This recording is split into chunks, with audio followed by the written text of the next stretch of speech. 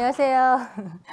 오늘 좀 날씨가 춥죠? 근데 추운데 이렇게 와주셔서 너무 감사하고 또한 이 자리를 설 수 있게 돼서 너무 좀 영광입니다. 저는 육정숙이라고 합니다. 제가 이 자리에 선 이유는요. 여러분에게 조금이나마 행복을 위해서 내 안에 열정을 끼우셨으면 하는 바람에서 감히 이 자리에 서게 됐습니다. 저는 현재 모델로 보이시나요? 모델과 배우로 활동하고 있고 또 화장품 회사를 운영하고 있는데요. 제가 주위에서 가장 많이 듣는 말이 너를 보면 뭔가 밝은 에너지가 또 열정이 느껴져서 보는 사람으로 하여금 행복하게 만든다. 이런 말을 많이 듣습니다. 그래서 저는 열정의 아이콘으로 좀 불리워지는데요. 일단 저 어릴 때 꿈을 잠깐 볼까요? 저는 어릴 때 꿈이 연기자였습니다. 대학을 졸업해 저의 연기자의 꿈을 갖고 대학로 극단에서 연기 생활을 시작했었는데요. 그때는 연극하는 게 너무 좋았고 또 무대에 서는 게 너무 좋아서 나는 죽어도 무대 위에서 죽을 거야 이렇게 말을 했었는데요. 낮에는 극단에서 연기 연습하고 또 티켓도 돌리고 밤에는 또 의상실에서 일을 했었는데요. 그 당시에는 이태원에서만 24시간 영업을 하던 때였어요. 제가 대학에서 의상을 전공했기 때문에 그나마 밤에 의상실에서 일을 할 수 있었는데요. 낮과 밤에 좀 일을 다 하다 보니까 잠잘 시간이 없어서 코피도 흘리고 그래서 너무 힘들어서 버티다가 의상실을 그만두고 연극에만 전념을 하게 됐었어요. 사실 요즘이야 홈쇼핑이다, 유튜브에다, 케이블에다 연기 관련 그런 일을 할 기회가 많이 있지만 그때는 연기 관련 아르바이트가 없어서 좀 힘든 때였었고 이렇게 수입이 없다 보니까 버스비도 없어서 걸어 다닌 적도 있었고 어떤 때는 극단 대표가 운 좋게 종이버스 그 회수권 있잖아요. 그걸 주셔가지고 그 10장을 교묘하게 11장을 만들어서 사용했던 적도 있었어요. 기억하시죠? 그 회수권. 그래서 저는 돈이 없으니까 또 왜 이렇게 배가 고프던지 제가 그딴 생활을 했을 때 라면을 끓여 먹고 있었는데 그 옆에 찬밥이 있었어요. 그래서 제가 무심코 찬밥을 먹다가 선배한테 엄청 혼이 났어요. 너는 찬밥도 선후배가 있는데 후배가 감히 찬밥을 먼저 먹냐 이래서 엄청 혼났던 기억이 나는데 그래서 찬밥도 선후배가 있구나 라는 말을 저는 처음 들었습니다.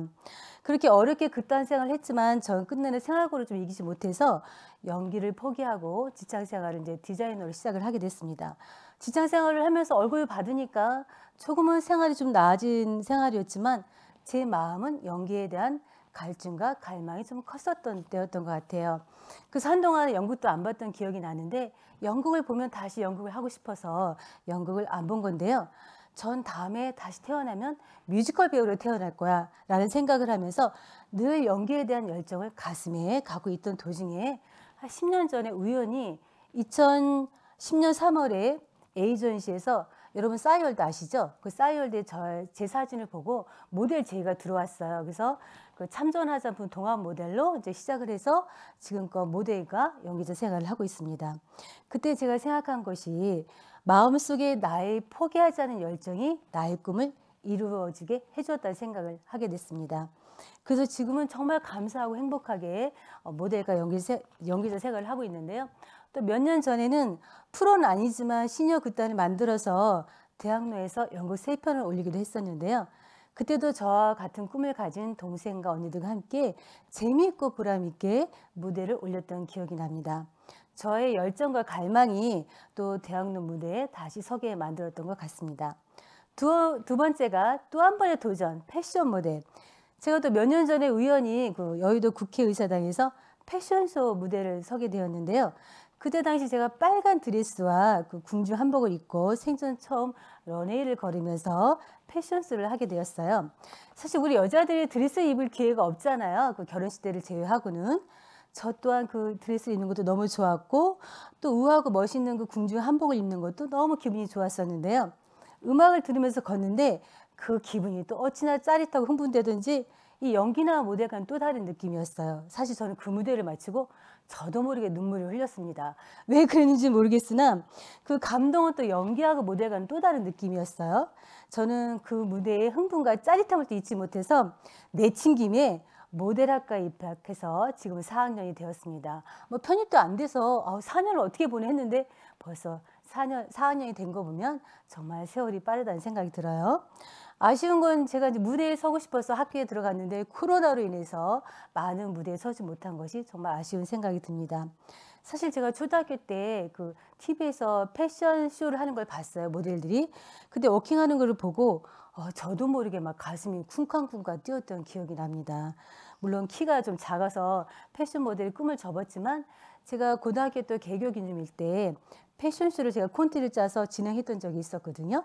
아무것도 모르고 누구한테도 배워본 적이 없었는데 패션쇼 콘티를 짜고 또 워킹도 알려주고 또 옷도 챙겨주고 이렇게 포즈도 배우지도 않았는데 가르쳤던 생각이 납니다. 아마도 그때의 첫 무대가 저에게는 굉장히 좀 짜릿한 기억으로 남았는지 제가 몇 년 전에 패션쇼를 했던 것도 우연이 아니었다는 생각이 듭니다.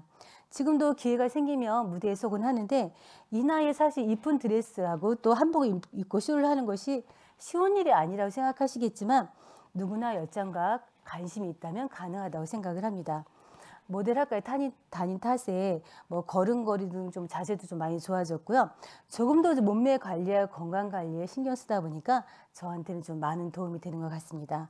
저랑 학교에 같이 다니는 동기분 중에서 적게는 40살, 뭐 70살, 75 되시는 분도 계신데 그 적지 않은 나이에도 학교에 나오시고 또 워킹이 굉장히 힘들거든요. 근데 다 하시고 또 심지어 제주도에서까지 일주일에 한 번 학교에 비행기를 타고 오시는 분도 계세요.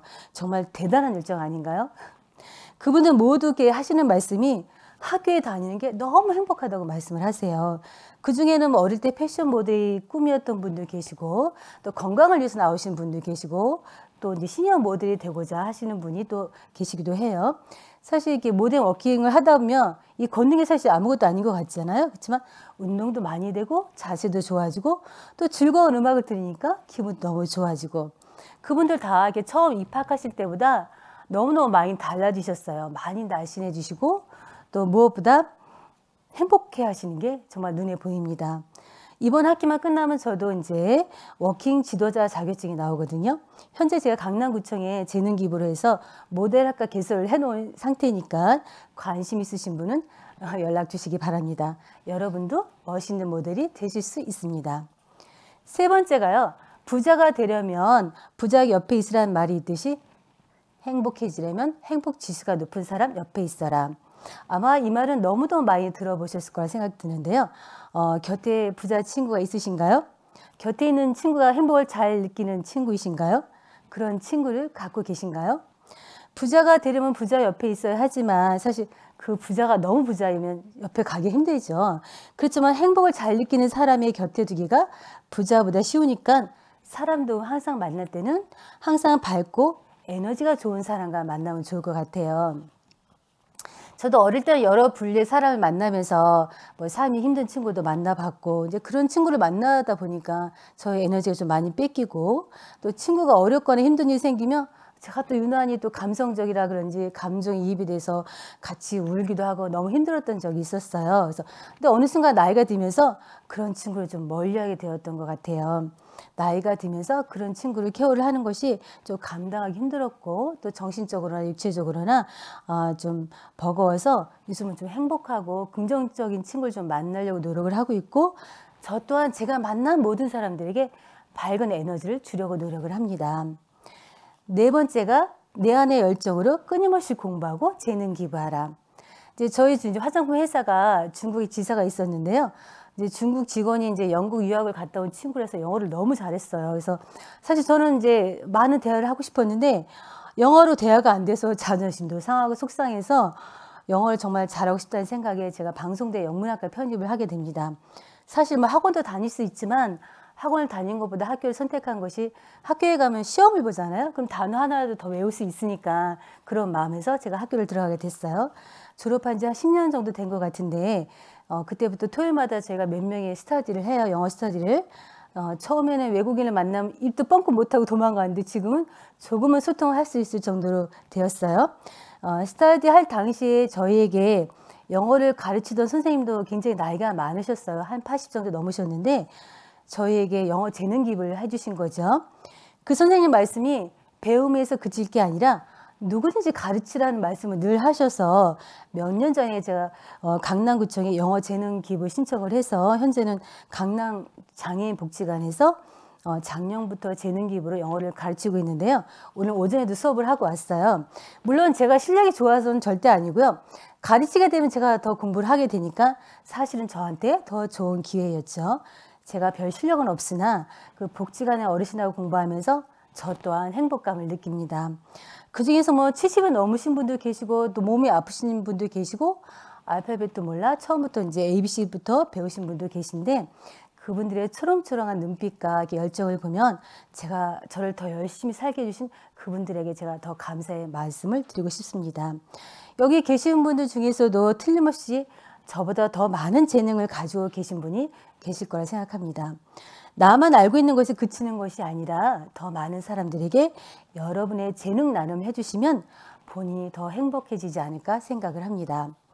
5번째가요. 행복해지려면 꿈을 꾸어라. 우리 어릴 때 어른들이 항상 물어보는 말이 있죠. 너 커서 뭐가 될 거야? 그럼 아이들은 자기 꿈에 대해서 얘기하죠. 뭐 의사, 변호사, 뭐 대통령, 뭐 연예인. 요즘은 공무원을 많이 되고 싶다고 한대요. 좀 약간 요즘 아이들이 현실적이라서 그런지 좀 약간 씁쓸하긴 한데 이렇게 어릴 때는 꿈에 대해서 많이 물어보잖아요. 근데 왜 커서는 꿈에 대해서 아무도 물어보지 않을까요? 혹시 지금 꿈이 무엇일까요? 저는 가끔 만나는 사람들에게 너 꿈이 뭐야? 하고 저는 물어봐요. 그렇지만 어른들은 제 물음에 답을 하는 사람이 거의 없답니다. 비단 꿈은 아이들만이 꾸는 것은 아닐 텐데 말입니다. 요즘은 100세 시대라고 해서 제2의 인생을 사시는 분이 참 많잖아요. 55세쯤 정년 퇴직하고 아직도 정말 건강한데 뭘 해야 할지 몰라서 방황하고 계시는 분이 계세요.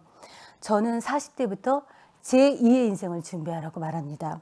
10년 정도 준비해서 퇴직하고 자기의 또 다른 제2의 인생을 잘 살아보자고요. 어쩌면 제2의 인생이 더 즐겁고 행복할 수도 있지 않을까요?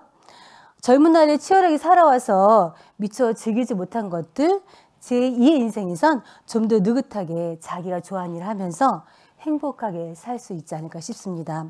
제가 아는 분 중에 결혼 전에 초등학교 선생님이었던 분이 계신데 결혼하고 나서는 그냥 살림만 하셨던 분이셨어요. 그분은 영어 공부를 너무 하고 싶으셔서 유학을 가고 싶다고 남편분에게 말씀을 하셨대요. 뭐 구체적으로 몇 년 후에 갈 거야 이렇게 말씀을 하셨는데 그 당시 언니 나이가 한 60 정도 됐었거든요. 근데 남편 되시는 분이 에이, 설마 네가 가겠어? 그래 가봐 이렇게 말씀을 하셨대요. 근데 그 언니 실제로 어학 연수 학원과 뭐 지낼 곳과 또 1년 정도 유학비가 얼마 드는지 다 계산을 해서 언제 나는 갈 거라고 남편분한테 말씀하셨대요. 아마도 남편분은 뭐 정말 갈 거라고 생각하지 못하셨겠죠? 그리고 몇 년 전에 준비를 해서 그분은 유학길에 떠납니다. 전 그 언니를 보면서 정말 대단하다는 생각을 했어요. 60이면 요즘 나이 많은 나이도 아니지만 젊은 나이도 사실 아니잖아요. 근데 자기의 꿈을 이루기 위해서 유학길에 오는 언니를 보면서 저는 참 대단하지만 부럽다는 생각을 했습니다. 또 몇 달 전에 TV를 봤는데 아마 보신 분들 계실 거예요. 80세 되신 분이 유튜브에서 인형 옷 만드시는 것을 배우셔서 지금은 조그마한 작업실을 만드셔서 자기만의 공간에서 행복하게 인형 옷을 만드시는 거 보고 정말 배우면 나이가 전혀 상관없다는 생각이 들었습니다. 그분도 이제 젊으셨을 때 의상 쪽 일을 하고 싶으셨는데 학원을 다니시다가 부모님이 편찮으셔서 그만두셨다고 합니다. 이제 그러한 꿈이 계속 마음속에 있었겠죠. 그래서 80이 되신 나이에 본인이 정말 하시고 싶은 일을 하시게 된 건데 작업하시는 내내 그 얼굴이 얼마나 행복하고 아름답게 보이는지 저까지 정말 행복해졌던 기억이 나는데요. 요즘은 취미생활을 꾸준히 하시다가 본업으로 하시는 분도 이제 종종 계시잖아요. 지금 이 순간 다시 한번 나의 꿈에 대해서 생각해 봅니다. 좀 꿈을 예쁜 다이어리에 좀 적어 보시고 매일 아침 확인하고 또 그 꿈이 이루어진 날을 상상해 봅니다. 막연하게가 아니라 구체적으로 생각하고 이루어진 꿈을 생각해 보면 어떨까 하는 생각을 해봅니다. 여러분도 지금 잃어버렸던 여러분의 꿈을 다시 한번 생각해 보시면 어떨까요? 그래서 누군가 너의 꿈은 뭐니? 하고 물어보면 당당하게 나의 꿈은 뭐야? 라고 대답할 수 있는 우리가 되었으면 합니다. 전 늘 말합니다. 나이가 들수록 재미도 없고 일상도 점점 무료해지잖아요. 근데 누가 나를 재미있게 해주겠습니까? 누가 나를 재미있게 해주는 것은 바로 나밖에 없습니다. 그러니 재미있는 일, 가슴 뛰는 일을 찾아서 나를 행복하게 해주자. 그리고 뭐든지 도전해보자. 도전해봐서 안 되면 말지. 뭐가 두려워요? 늦다고 생각하지 말고 어릴 때 본인이 갖고 있던 꿈이 무엇이었나 잠시 생각해 보시고 살다 보니 잃어버렸던 자신의 꿈이나 하고 싶었던 일을 슬며시 꺼내셔서 열정을 갖고 행복한 제2의 인생을 활기차게 사셨으면 좋겠습니다. 마지막으로 스펜서 존스의 말을 빌려보면 멋진 미래의 모습은 어떠한지 그림을 그려라. 현실적인 계획을 세워서 그것을 달성할 수 있게 하라. 계획을 지금 이 순간 행동으로 옮겨라. 부족하나마 저희 얘기를 들어주셔서 정말 감사합니다. 감사합니다.